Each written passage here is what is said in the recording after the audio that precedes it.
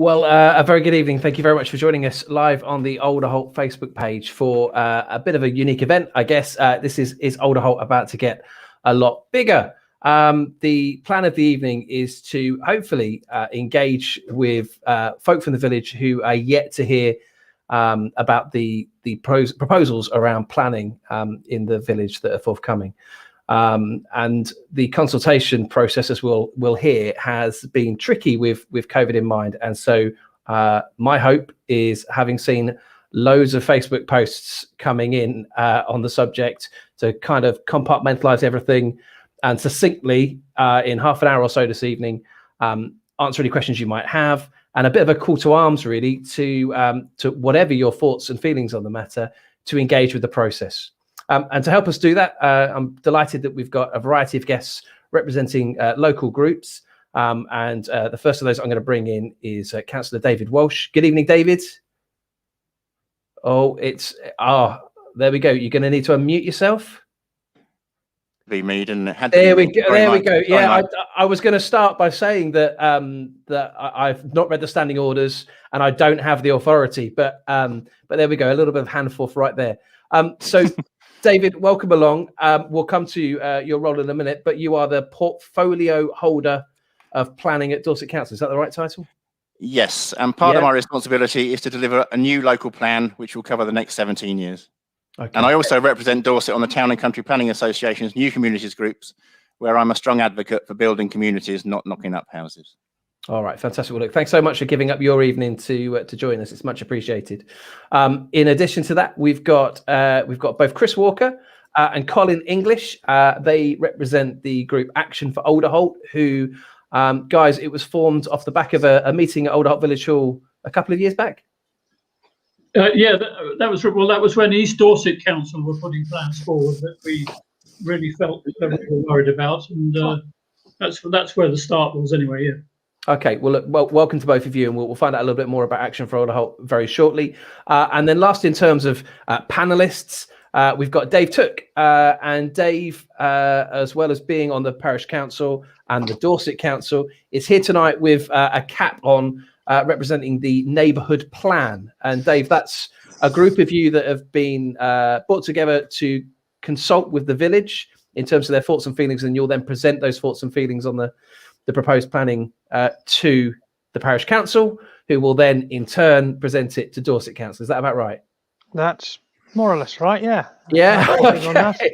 Okay, good stuff. The Neighbourhood Plan Committee is a committee of the Parish Council, but it includes non-councillors as well. So every councillor is a member, but there are those members are outnumbered by residents who have either expressed an interest in taking part in this process and have been doing so for quite a while. We're currently looking at the local plan, and one of the things that's important to remember about a neighbourhood plan is that the neighbourhood plan needs to fit pretty much hand in glove with a local plan. Okay. So what we can't do as a neighbourhood plan is say, we don't like this neighbourhood plan, we don't like this local plan, we're going to go off and do our own thing, present our own plan. We've got to be in sync. Okay. The question at the moment is, what's the sink and what's the bath? Okay. So I think we have a number of different sizes. Okay. Well, we'll come to that in due course, Dave. Also, did invite. Who can't hear anything? Oh no, I can hear you. So yes, maybe it is you, Dave. I don't know. In terms of folk that we invited on that weren't able to come along this evening, that just stands at the Parish Council. They did send me a statement to present to you, so I will do that. And I'll read it to you. An Alderholt Facebook Live event is being held on the 1st of March. You're here, you're watching. Alderholt Parish Council welcome the invitation. However, on this occasion, we'll have to decline the opportunity. The Parish Council is governed by the rules of predetermination. I feel that if a representative were to be involved in these discussions, this could be interpreted by some as predetermination. The role of the Parish Council is to respond to the Dorset Council consultation as a statutory consultee, and will consider all submitted resident comments in formulating its response. Alderholt Parish Council encourages everyone to have their say in the future of Alderholt. The Neighbourhood Plan Committee, we've just been talking about it, is currently putting together a recommendation on the consultation. And in addition, Alderholt Parish Council has asked all those who respond to the local plan consultation, there's a lot of consultation, to also let the Parish Council know their views. The recommendation from the Neighbourhood Plan Committee, along with comments which have been submitted to the Parish Council from residents, will then be considered at a meeting of the Parish Council to be held at 7 o'clock on Tuesday, the 9th of March. And they're very happy for you to have a link to that meeting should you wish to join them as well. The Parish Council will then consider all the information in front of them and will agree their recommendation to Dorset Council.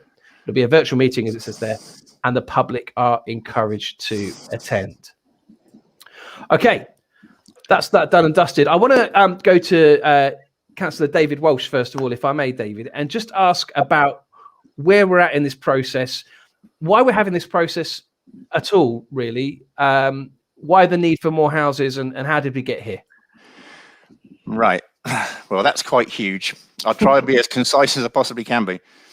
Well, following reorganisation in 2019, Dorset Council is now working on a new Dorset-wide local plan. This is a development plan formed by the local planning authority, which guides decisions on planning applications in Dorset. It outlines the strategy for ensuring the growth that we need is delivered in the right place and is of the right character and quality, while protecting our environment and acting on climate change. It also ensures that the right level of community services are provided, including schools, as well as retail, leisure, and other community facilities. The Dorset Local Plan will set out our planning policies and allocations to meet the needs of the whole of the Dorset Council area until at least the year 2038. Once adopted, the local plan, alongside any neighbourhood plans, will be the starting point in determining planning applications for the area. If we don't have a local plan, our ability to influence the location and character of any development in Dorset is very, very much limited. The consultation documents are in 2 volumes, split into sections for ease of people finding the information that interests them. I realise that people will go to document 2, which covers all the different areas, to look at what the vision for their local area is. And that is perfectly understandable. I just hope they look at all the other parts as well. The introduction reads of Dorset's distinctive character, because we all know that it contains a high-quality natural and built environment. We then look at our development strategy, the need for housing and employment land in Dorset. Meeting the housing requirement through having to use the government standard methodology equates to us providing 30,481 homes over the 17-year plan period. That's 1,793 dwellings a year. I have been asked, why don't we ignore the government's figures?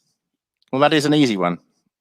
Because when we go to examination and the Secretary of State's appointed examiner asks if we can evidence that we can deliver 30,481 houses, and we say no, that is the end of the examination, and our plan will have been refused.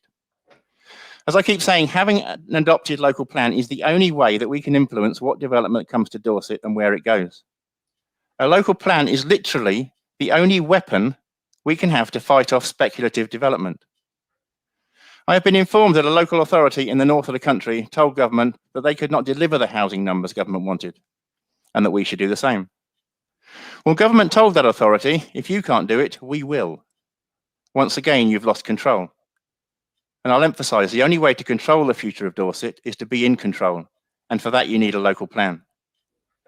The question people should be asking is, how do we change government's numbers? And to do that, government would have to revise its standard methodology. So I strongly suggest that people do as I have done and lobby their MPs to get the standard methodology changed. Well, that's one point. Within the draft plan, the environment chapter contains strategic policies that will help to deliver on the strategic priorities for the plan relating to the environment and climate change. And I'm sure that you all have views on that. There is a section on housing. And what I think is very important, if we have to deliver 30,481 houses, we need affordable housing.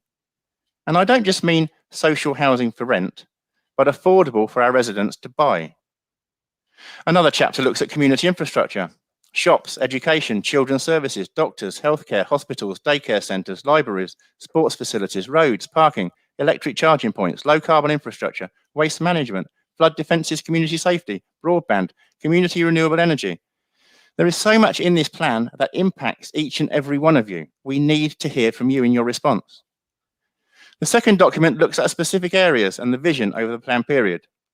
If there is a proposed housing allocation of that area, that section will include questions for people to answer. As a starting point, options for growth in Alderholt. Question 1, what level of growth should take place in Alderholt? Question 2, if Alderholt was to be identified for significant expansion, what improvements need to be made to improve the self-containment of the settlement? Question 3, are there any factors that may inhibit the deliverability or significant expansion of Alderholt?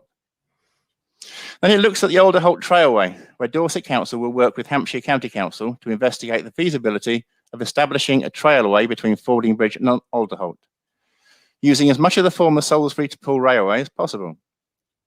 Well, do you agree with the suggested approach and what it is trying to achieve? Do you agree with the suggested wording? How could the paragraph policy section chapter be amended to reflect your concerns? This plan covers just about everything, and we want to hear everyone's views on as much of it as they want. Because planning affects the future of the whole of Dorset, the council wants to be sure that everybody is able to be involved in both the preparation of the local plan and decisions on planning applications. Involvement of public and stakeholders through the plan-making process is important, as it allows knowledge and expertise to be gathered from a wide range of perspectives. The council is required to consult with a large range of stakeholders, including public bodies, such as the Environment Agency, and voluntary bodies, such as local charities.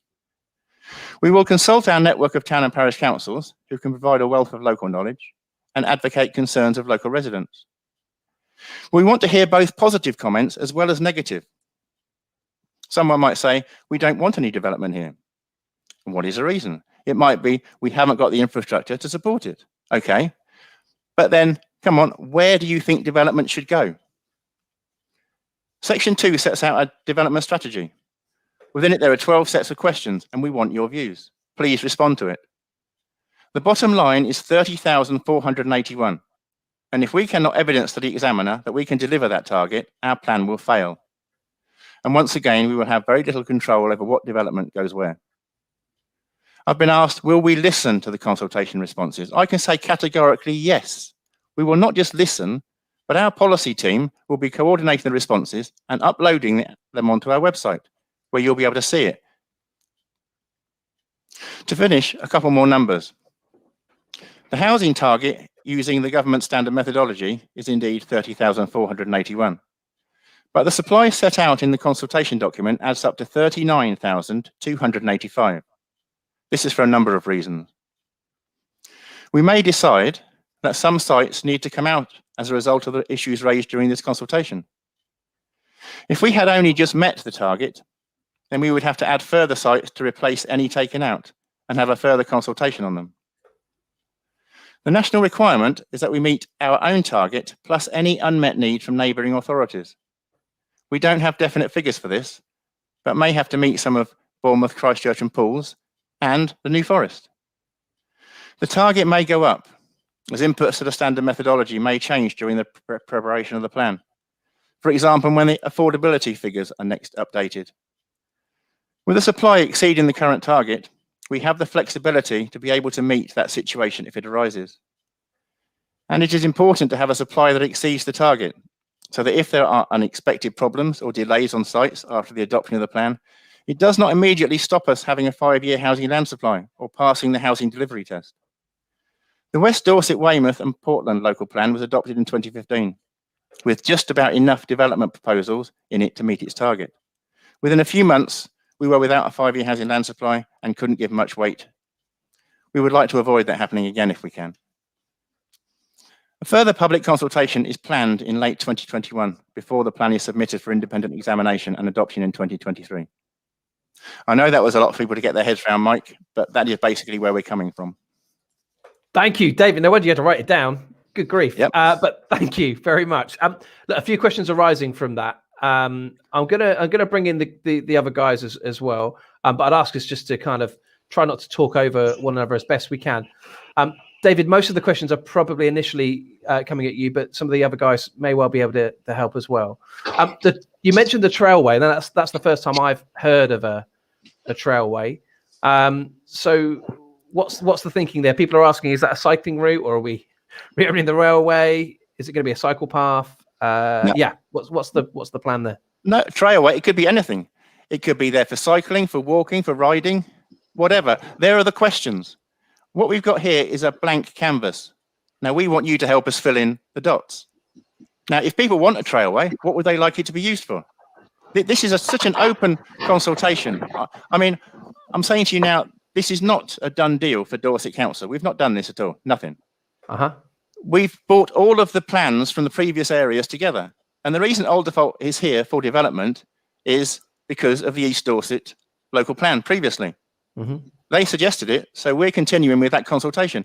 We've already got people's responses from when that was brought up with East Dorset, and they'll be included within this consultation. Nothing has been lost. We've kept everything, as with in all the areas. If there was all consultations and studies that have been done, we've gathered the evidence and brought it into this plan. So if I could ask you then, you mentioned there, you know, every person's voice counts, but really is that, some might say, well, that's just the council paying lip service. No, not at all. We would have wasted so much time, money and effort on putting this together. This has taken some years to get together. We want to know what people think. This is not what we're doing to the community, but with the community. We want to hear from you. This is Dorset. This is not David Walsh's plan. This is Dorset plan. And let's build the best. The thing I love about planning is that planning is planning the future, where our children are going to live, where they're going to go to school, where we're going to work. I mean, you look at that period up until 2038. I look at that 17 years as from birth to getting your provisional driving license. That is a huge amount of time. We're now looking and deciding things for people that aren't born yet. This is a huge responsibility, and I don't want it. I want to ask you what you think would be good. So I want as many responses as I can possibly get. And not just about Alderholt, about the whole thing. Climate change. Do you like wind turbines? There's so much in here that we want your responses to. Yeah, and there is quite a lot. And one or two have said that the link that's, and we'll make sure that goes onto Facebook later on. But it's quite a convoluted exercise to give detailed feedback. Now, is that just because we all just want to go? Well, I say we all. I don't want to speak for anybody. A lot of people just want to say, well, actually, not in my backyard. Thank you very much. And so there's no real option for that. What's the deal? Because it feels like quite a convoluted process. As you mentioned there's a lot of questions you want answers to. Can we just answer the ones we want? Yes, of course you can. You can answer absolutely anything that you want to. I'm just telling you there are some important things there on climate change, the environment, landscape, heritage. This covers everything. And we'd like to know what you think.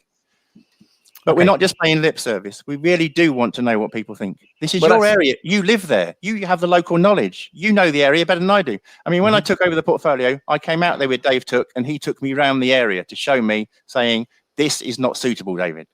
So I am going out there. I am doing what I can, but we need people to respond to this. And the thing is, if it is not in my backyard, we are responsible in Dorset for providing 30,841 houses. So where are they going to go? So Ros brings the question, if Dorset needs to have 30,000 houses, why would Alderholt have up to 10% of that across the whole of Dorset? That seems quite a huge proportion. Brilliant question. These are the things we need in the responses. Literally everything that your readers or your watchers are listening to, we need every point of view they have to come forward. Nothing is off limits. We need your point of view. We need to know what you think. And it's not a case of why is Alderholt having this. Alderholt's not having anything. We're asking people, this is a consultation to a draft copy. We are asking people what they think Alderholt should have. Should it have enough for its local growth, for the young people of Alderholt to stay in the area? Should it have enough just for Alderholt? Should it be made bigger? Should it become, oh no, have 1,000 houses is what East Dorset said. As I said to Dave Took when he took me round, 1,000 houses I didn't think would work in Alderholt, because I didn't think 1,000 houses would provide enough infrastructure to make it work. So I didn't think that personally. Okay, let's talk about the consultation process that we've had so far. And guys, sorry, feel free to chip in on this. I don't want this to make it just the David show. We've had a few people saying about the consultation process. How can you justify holding this process? Why not hold off until COVID is freed up? And we've got people saying that we're not allowed to have leaflets or proper meetings. The council have said that it would be illegal for folk to I don't know if it's the council or the government really, but somebody somewhere has said that it's illegal for us to put posters up to highlight the consultation. We're not allowed to leaflet drop. What would you say to them? Well, I've not heard either of those. I mean, in Dorchester, I agreed to them putting a banner up. The first one, I didn't like the banner, but they put another one up. So, of course, you can advertise. Okay, so Dave, you've raised your hand there, Dave. Yeah, I don't think anyone said you can't put posters up, you can't put banners up. What we can't do effectively is have face-to-face meetings, road shows, the sort of thing that we've done before. And this is important because not everybody is au fait with the internet sufficiently to respond to questions on it. There have in fact been problems, as I understand it, with the consultation anyway, in that the save button for some reason didn't work very well and things have been changed. There were some teething problems in the early days. I believe most of those are sorted out now. But certainly it's, and I asked this question, as David well knows, I asked exactly this question at full council, which is why we shouldn't delay things. Now, the answer he gave me was basically down to the longer we leave it, the more we run of speculative development, speculative applications. And I understand that. But if we were delaying it, I mean, this is not something that's going to be on the books until back end of 2023 anyway. It doesn't have to be there till 2024. But well, I know the government are changing the goalpost possibly, but if we delayed it just a few months so that we can have some proper consultation, that might help people understand what's going on and feel better for it. And the phrase I used was that there would be more democratic accountability if you have proper roadshows and face-to-face meetings with people, rather than just restricting it to the internet, which an awful lot of people, although they might technically have access, are not familiar with, don't use daily.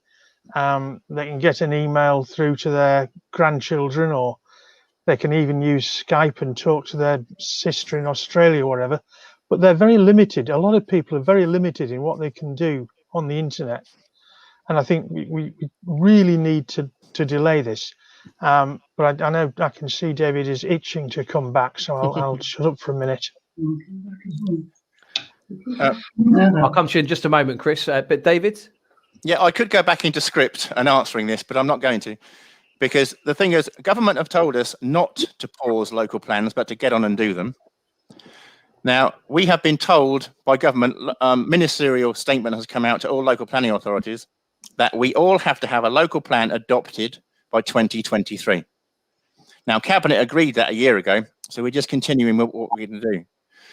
Problem we've got, at full capacity, it is going to take every inch of capacity that we've got to get this done by 2023.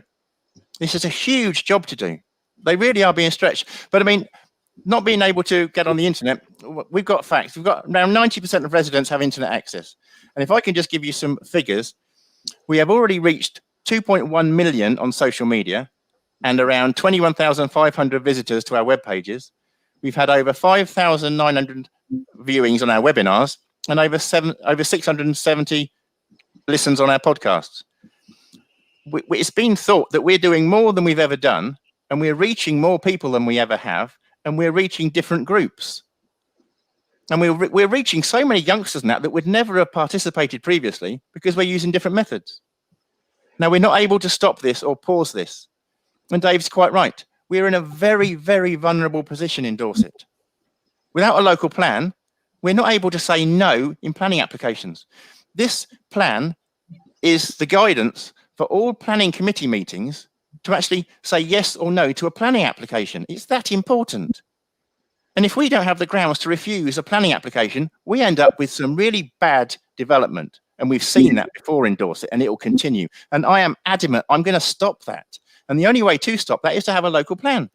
But please get every one of your residents, please, to participate in this. No, it doesn't mean Alderholt's got to have any development. The question says, do you just want small development for local need? Say yes. If you want a trailway, say yes. Otherwise, say no. One of the questions is, we need to know where to put housing. And if you don't agree with our development strategy, where do you think the housing should go? More at the towns, more in the villages? It's got to go somewhere. We want to hear your views. We need to hear your views. It's very important. Sorry.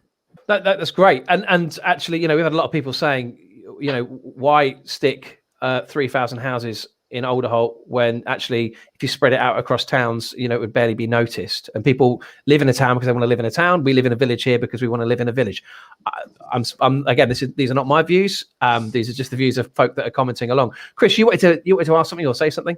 I was just going to come in with the point, if I may, that we want to get onto the whole business about this consultation document. We're being offered two options. One is for possibly 300 houses. The other is the significant development, which we guess is probably somewhere around about 3,000. Most people, I reckon, were going to opt for the lower number. What everyone needs to know, and I'd like an answer from David Walsh on this, is that because I've spoken to Hilary Jordan at In Planning, is the 300 houses will not count the 190 something that we already have planning permission for. So the 300 is not 300, it's going to be over 500. We can have no moratorium on future planning development until this plan comes into operation in 2023. And I know personally of 3 farms that are under offer to developers right now, trying to rush in before this plan happens. This is a catastrophe for the village. You know about our lack of infrastructure and all of that. This is not being NIMBY, it's just that we cannot cope with that, David, and we need a third option, which is let's stick as we are with what we've already got, because that would still give you a bit of development in the village. Okay, so what are the options in terms of a, you know, you've mentioned the 2 options there. What are the possibilities of offering up a third option? Yes, you can do that. These questions that are in here are not, you don't have to answer every question. We can also take other comments. You can send these in separately by email, any way you want, in a letter form to Southwark's House Planning Policy team. Of course, it's open to anything. If you'd like no development, say no development. We're not trying to force anything on anybody. No, we're not saying no development. We're just saying reasonable development. Yep. and a backing up with some reasonable infrastructure. Your lower option that shows no infrastructure change whatsoever. I mean, I happen to live on a very dangerous double bend, which no doubt you've been round a few times. It scares me every time I leave my gateway. Yeah. I mean, the problem is that we have with that, and we have to think about, is that infrastructure comes with development. Without development, there is no infrastructure, because infrastructure is paid for by the developers, and normally after they've sold some houses. So it doesn't come along till 5 years afterwards. Now, I'm fighting with government at present to get housing infrastructure funding to come along before development starts. And we've got that in Gillingham. For the southern extension, we actually got the access road is being built before any development takes place. We insisted on that. And we are making progress on these things. But I totally agree with Chris, and I could hear whether it was terror or whatever about the possibilities of options on farms and that are going around. This is what I'm trying to stop. Yeah. This is the only way of stopping this is if we have control with a local plan. Otherwise, we've got no control and people can do what the heck they like. So forgive me, chaps, in terms of developments that are underway at the moment, and there have been sort of rumours of, and you've just mentioned there, Chris, 2 or 3 farms that are looking at perhaps developing. What happens in the short term with those developments? We have zero say on that, presumably. No, we have a say on it. We've still got our previous plans are still being used. So we can still use policy in planning applications. So we're not powerless. But okay. The main thing is, because we haven't got a 5-year housing land supply, rather than use our local plan policies, we have to use national policy. And that basically is the National Planning Policy Framework, the NPPF. And so basically, when we're looking at any planning application, because we've got no 5-year housing land supply, the presumption is in favour of that development. Right. Unless we can show that harm outweighs the benefit. And we have to prove that harm outweighs the benefit. So we're not powerless. We're not going to get just some trash dumped on us, but we've got to prove the benefits don't outweigh the harm. Colin, you wanted to speak? Well, yeah, there's several things. What I'd like to do is have David talk through the logic of how they arrived at option 1, because I don't understand that. So first of all, can I say that I have read the earlier chapters. I was very pleased to see in the environment section the commitment to mitigating climate change, climate emergency. One of the things you say there in table 3.1 is locating and designing developments to reduce distances traveled and to minimize energy use, and the local plan can minimize the distance traveled. Brilliant. Every time we open the paper or look at TV, we're told worse and worse climate emergency. Your own council voted a climate emergency over 2 years ago, so we all know about that, and I'm delighted to see it in the documents. So moving to our option 1, I cannot see how you can reconcile that policy with option 1, where you say that these 300 homes would access onto Hilbury Road, and if they're going to get to the village centre, it's a 3.5 kilometre round trip. So they're not going to walk, they're going to use a car. Now, government guidance and Institute of Highways and Transportation guidance recommends 200 metres from houses to village centre. 400 is acceptable, 800 absolute maximum. So you're putting these developments way outside the recommended maximum. So those people are way outside. They're bound to get in a car to drive to the co-op. If they're in that car, they might well just say, hey ho, why don't we turn right to go to Ringwood? It's a bit further, but much better shops. They go to Waitrose. Go to Sainsbury's. I mean, God, dear. Or they could go to the co-op would be very. I mean, members of staff at the co-op watching now, Colin, will be very upset by that comment. But we'll let it fly. In reality, you're unique, but most people would see Fordingbridge and certainly Ringwood has more to offer than our village. And to maintain the viability of our village, we have to maintain the viability of the co-op and its post office, very important, the pub, and those central facilities. So why this is my question, why have you decided option 1 being 3.5 kilometre round trip, absolute minimum, when there are other sites offered up in your map that are within 200 metres of the shop? I just do not understand your logic there. David. Yeah, thank you. And thank you for that, Colin. I hope you're going to put every word you've just said in your response, because I'd love to read it again. No, I'd love to read it again.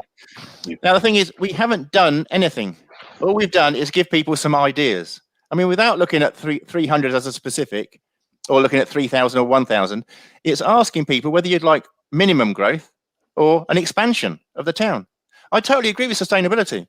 I mean, what we've done in Gillingham here, 5 years ago, I went to Gillingham people and I said, right, we can either have a southern extension, which is a separate extension, or we can pepper pot things around the already overstretched infrastructure. Infrastructure is a huge thing, and I bang on about it all the time. We need them to come together.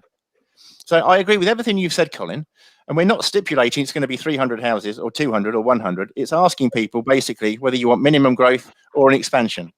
And we want to hear what people want. The more to the point, with whether you want minimum or maximum, what you need to come along with it. I mean, that's what the following questions are so good about. If this is going to happen, what do you need to make it happen? If you don't want anything to happen, put that. That's great. That's great. And what I'm hearing loud and clear is that folk need to have their say. And that is ultimately, that's what I want this to be tonight. I want it to be a call to arms to those who haven't yet already engaged in this process to do just that. Ross Hinkinson has very kindly put the link in the chat, so you can go, you can pass your comments on there. You can also email them to Alderholt Parish Council. We'll put all the links at the end. But yeah, first and foremost, we just want you to engage. And I think all the panelists are very much united in that. We want to find a way. Dave, I want to come to you. I know that you've got a comment waiting, but this is the map that I've seen pop up once or twice on the Alderholt Facebook page. I don't know whether you'd be able to kind of shed some light on what this is. So you've got option 1 on the right-hand side there. small scale expansion, and option 2 is the bigger chunks. Is that right? Yeah, if you look at the map, you've got ALD1, option 1, small scale expansion, and that is effectively just past the recreation ground, and it's filling in that triangle essentially between Ringwood Road and Hilbury Road. But that's option 1, and Colin's quite right. I mean, that's at the far end of the village from the shop, so people are going to have a decent walk there. The rest of it is the large scale expansion. But one of the things I was going to comment on is that this is the way it's presented is as option 1, option 2. That's effectively that's putting into people's minds that those are the 2 options. Now, I'm very pleased to hear David Walsh say, put in what you like, but the way the consultation is couched is decide between these 2. Do you want 300? Do you want 3,000 or more? Whereas the question is really, what level do you want? Do you want low level? Do you want high level? Do you want medium level? What are those things and where should they be? So the responses that you're looking for, David, don't necessarily fit neatly into the questions that you're asking. And as anyone knows, asking the question is half the battle in getting the answers you want. I spent 30 years in sales. I know exactly how to ask questions that someone's going to say yes to. That's the way it works. Now, Dave, you mentioned there we're talking about a third option beyond the 2 that have been suggested. People are saying, "Oh, my brother, what a waste of space." He has said that he's gone on and he's not realised there was an option of kind of picking neither. Can he go back in and change his consultation answer, David? Yes. Yeah. Will it accept anyone's? It's at a consultation. Will it accept anyone's comments at any time? Okay. Now, basically, it was about whether we're going to have minimum development or maximum or expansion development, because it was looking at what needs to come along with it. That's what I think is the important part. Okay, I think you're right, David. But I think what's important there is maximum development of, and the figure has been thrown around. It was on a slide that I saw at a meeting of councillors of 3,000 plus as a significant development number. Now that would make us the size of Shaftesbury, effectively. So the answer to what infrastructure do you want is we'll have everything Shaftesbury has, which isn't far short of what Blandford has or what Gillingham has. Although Gillingham, I note, has a railway station and Shaftesbury doesn't. But development is surely better placed in places where there is already the infrastructure in place, where there is already the transport links, where there are already 2 or 3 A roads surrounding the development, where there are railway stations, rather than being dumped in the middle of nowhere. So I just want to scale this. So we're talking, if you're talking 300, you're adding another 20% to the village. It's not 300. If you're talking 3,000, well, there is roughly 1,200 houses in Alderholt at the moment. If you add 300, it's a 25% increase, which is quite a big increase and far more than anyone has started talking about seriously for most of the rest of Dorset, other than Dorchester, where they're talking about land north of Dorchester, which would be a similar sort of size to that suggested for Alderholt. But Dorchester, of course, has A roads and it has railway station, 2 railway stations, in fact. So it has infrastructure already. It has the Dorchester Hospital in Dorchester, whereas we've got Bournemouth, or we've got Odstock in Salisbury.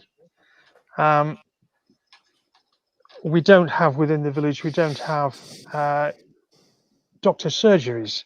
We have one part-time surgery, which I don't think has been open very much recently anyway. So it's a question of putting infrastructure in Alderholt. Yeah, okay, if you're going to make us the 3,000 houses bigger, so 4,500, 5,000 houses in total, then we need all the facilities that a large town has got. And I don't, at the moment, I can't see any way that is technically feasible, economically feasible. I mean, if you start building development, even 3,000 houses isn't going to pay for that. What's going to pay for that is substantial investment by both the council and government.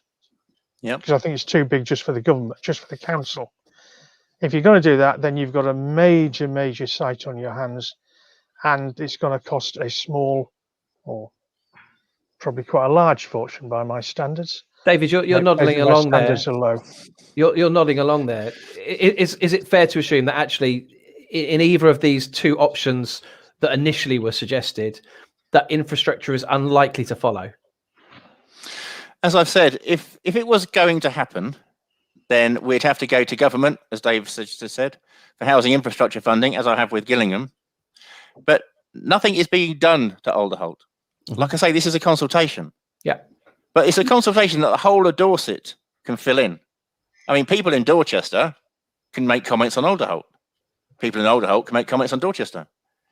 I mean, yes, there's the north of Dorchester development. If that comes through, we're not sure if that's going to happen either. Nothing is a definite in any of this. It's a true consultation. We're not starting off with anything but blank papers and asking you questions. And where, Dave, I know you've got history in sales and you know how to lead with a question. I signed off every page. I had to sign and agree every page of that plan, over 600 pages, all of it. And I can honestly say that we weren't trying to lead anyone anywhere.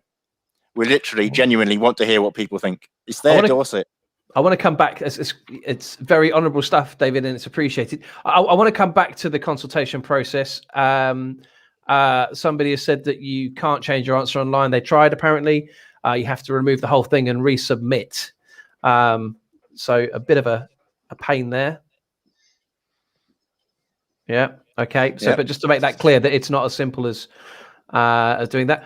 Sean asked a good question. What will it take for us to be provided with more options than just the two on the table?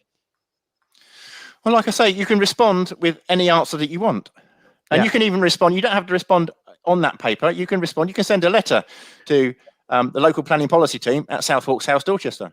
Okay, it doesn't have to be in that format. It doesn't have to be David, in that format. I'm going to call on you to provide details as to how people can get in touch, okay? Because you'll know better than I will. So if they want to write a letter, what's the address? Well, I'm not sure what the whole of the Southwarks House address is, but it's planning policy team, the Dorset local planning policy team, Southwarks House, Dorchester. Okay, I'm going to write that on the comments. I'm going to write that on the comments. Say that again for me, David, nice and slowly. So it's Dorset local plan consultation. Local plan consultation. Yeah. Planning policy. Yeah.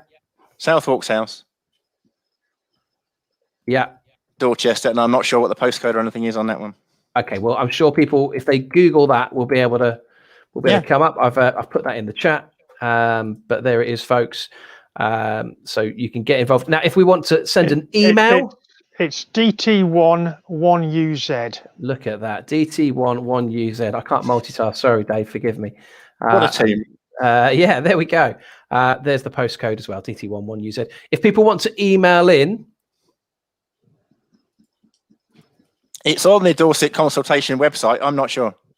David, you don't know your own email address. I don't mind. I'm getting hundreds of emails every day, I assure you. And some aren't polite. Okay. All right. Join the club. All right. Well, look, we want an email address by the end of tonight, and we're going to finish in about 5 or 10 minutes. So, Roz, who's watching along and is good at this kind of stuff, Roz, I'm going to leave it with you to get the email address, please, that people can just send a blank email rather than going through the consultation process, through the forms and with all. Colin and Chris, you both wanted to say something. Colin, I'll bring you in first. Okay. I would like There seem to be two numbers that have been put forward. I know you say they're not set in stone. One's 3,000, one's 300. And a cynic might say you put the big number up, and then when you don't put it in the plan, people say, oh my God, thank God we didn't have that. We accept the 300. But if we look at the 300, I don't know where that's come from. It's come out of the sky, because I just done a sum. You said 30 odd thousand needed in Dorset. If we took our proportionate share based on the population of Alderholt, you'd come to a figure of about 165. When EDC was putting its plan forward a couple of years back, APC had a consultant look at it, and her figure, based on proportionality of East Dorset at that time and need, came to 225. Historically, in the last few years, we've been having a growth of about 15 a year, which again comes to around about 200. So you have decided to float a number, even a small number, which is more than the proportionate share to this village. And I don't see that repeated anywhere else in the plan. So we seem to have been discriminated against, and I would like to know why that is the case. Maybe you can answer. I can only answer that no one's been discriminated against. Well, we have, clearly. If we're taking a disproportionate share when no one else is, that to me, and probably most of the villagers, would say that's discrimination. Okay, if I can come in and just say that, West Dorset District Council put forward in 2015 for there to be development north of Dorchester. East Dorset District Council put forward for there to be 1,000 houses put in Alderholt. Now, this didn't come from Dorset Council at all. We've just picked these up from the previous local plans from your local areas. So if anyone's discriminated against anybody, it was East Dorset District Council. We've just brought together evidence that was consulted upon for all of you up to 2018. So this is not our decision. We've gone out there gathering evidence from all the areas, and that's what we brought forward.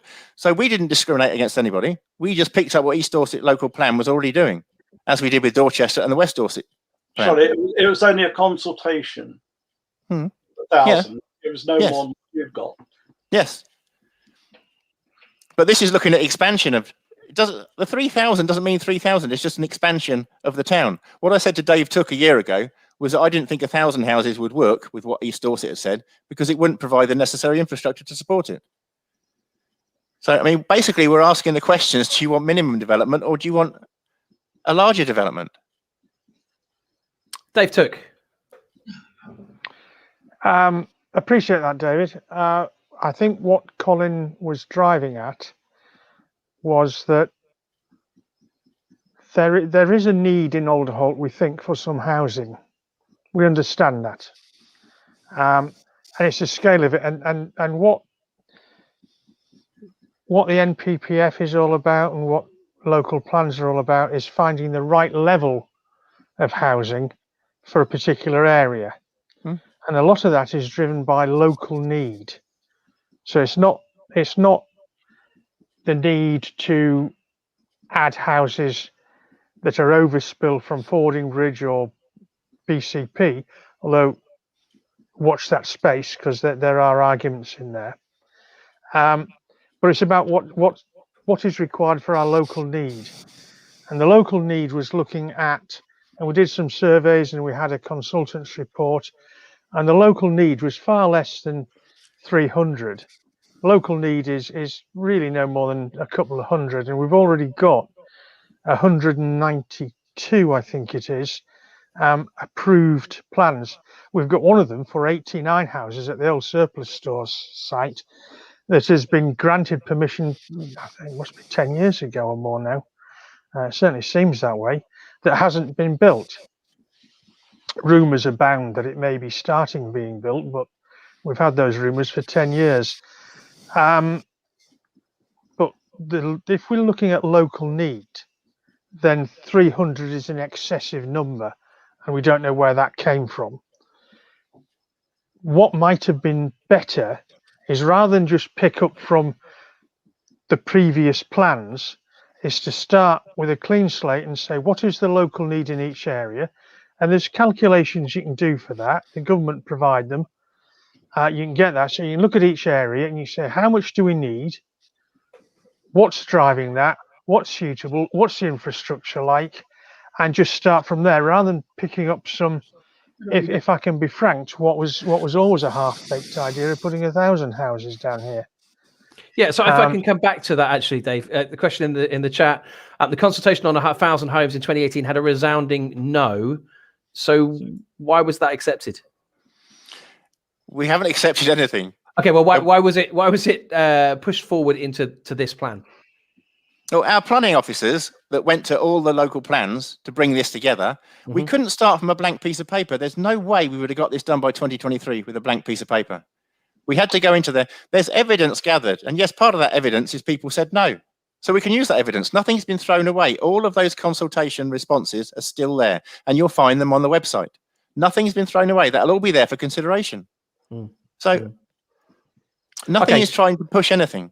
I'm conscious of time. I want to finish up in 5 minutes or so, but we've got a couple of questions that seem to keep being asked. So what constitutes affordable housing? Because, if people are looking at development, and looking at that as a genuine option, rather than just ruling it out, what constitutes affordable? I'm sorry, that's another bugbear of mine. And the government's not helping, because they change the definition of affordable housing every 5 minutes. Now, what I want to see, it's easy.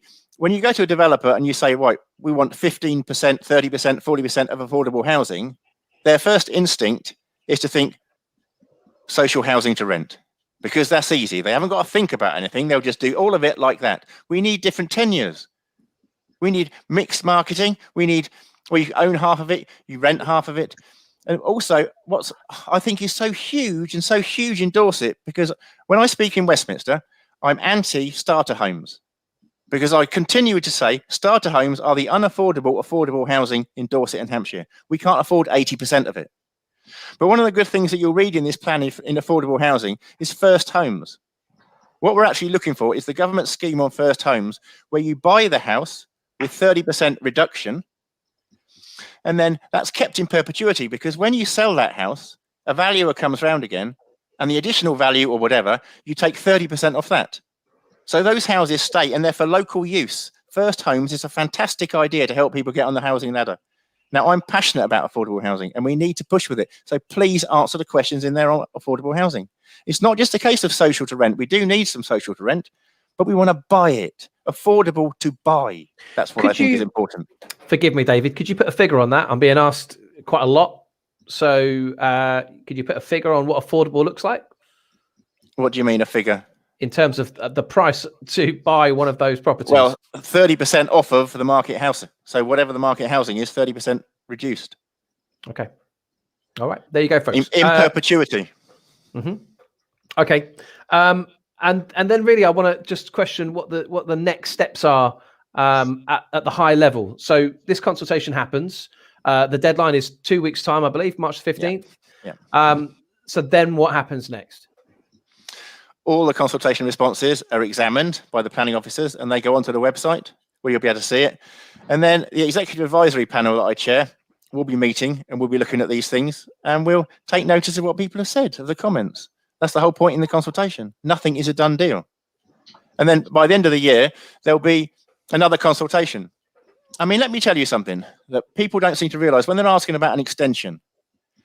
We have given an extension, because in our community statement that we wrote, community involvement, it was supposed to be 6 weeks. We extended this to 8 weeks. Also, the one at the end of the year is called a Section 18. We're legally bound to do that consultation with the public at the end of this year. This consultation now, we didn't have to do it. We weren't legally bound to do this consultation. We chose to. We chose to because we want to hear people's views before we go forward and put a draft plan together.